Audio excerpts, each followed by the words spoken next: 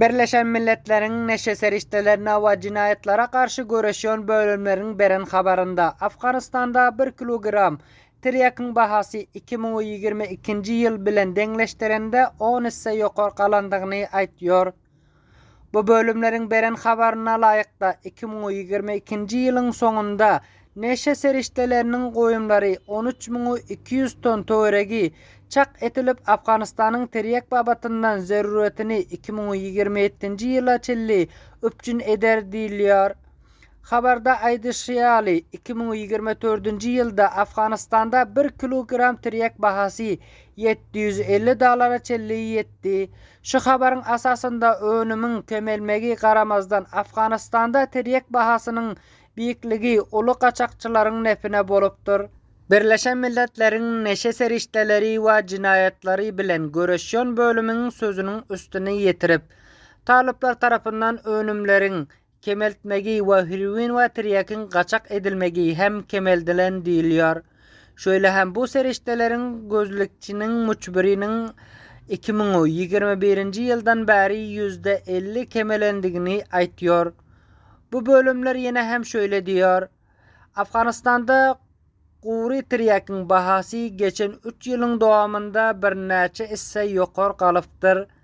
Talıplar kudreti almak ortaça her kilogramda $75 töregi bolan 2021 yılın ikinci yarımda 2022 yılın April ayında ekilmesi qadağan ediliyonca 1 kilogram tiryakın bahası $110 töregi köpeldi. Bahalar 2023 yılın ekin faslının başlarında $300 töregi yuqorlandı. 2024 yılın ekin faslının başlarında bolsa bahalar yine hem 10 barabar köpeldi. Şöyle hem Yuan Odisi'nin haber vermegine göre tiryak koyumları 2023 yıldan ekişleri azaldırılmağı, onun 4,6'dan ta 5,9 milyar dolara çelli kıymeti yetyan bolsa ehtimali Afganistan'ın önkü iktisadiyat kıyınçılıkları talıpların dönmegi bilen kemeldiler. Şöyle hem bu bölümler 2022 yılda %30 Afgan dayhalların giyiçki orta koyumlarının barlığını nıktıyor. Ve tiryak ekyon dayhalların mali kıyınçılıklara duçarlığını belliyor. Baht Muhammed Dayhan şöyle diyor.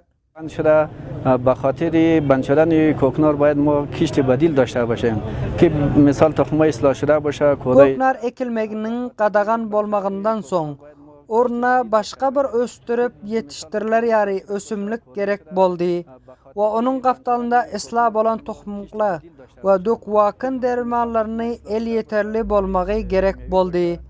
Onlar bu zatları kuramalar berýärdi. Hazır bolsa kesilen. Yine bir taraftan talıplar yurtta tiryakın bahasının artmağını neşe seriştelerinin karşısında edilyen görüş bilen bağlı deyip belliyor. Abdülmetin Qani İçer İşler Vezirliğinin sözcüsü bir video yazgıda şöyle deyiptir. دفتر مبارزه با مواد مخدر و جرایم سازمان ملل متحد در معلومات تازه‌اش گفته است که قیمت تریاک در افغانستان افزایش یافته است. Ölümçülük, öpçünçülük bolmadık yağdayda bahaların neçe barabar yukarı gitçegi belli bir zat. Adı tutulan defterlerin adlarına yurtta neşe seriştelerinin düyüpten götürüp yok edilmegi İslami imaretin çıllakaylığının misalıdır. تولید و قاچاق مواد مخدر در کشور به شکل قابل ملاحظه کاهش یافته و نیروهای پلیسی Munun özü şöyle bir vaqtda İran'ın Cumhurbaşlığı ve yurdun neşe seriştelerinin karşı görüşen idarasının umumi munşisi Viyana'da bolan bir oturuşukta aydışlarına göre heroin, şişe Afganistan'da yer astında öndürülüyormuş deyip bellediler. Munun özü çıllakay hoptur. Türkmen 24 televizyonunun habarçısı Abdurrahim Kerimi.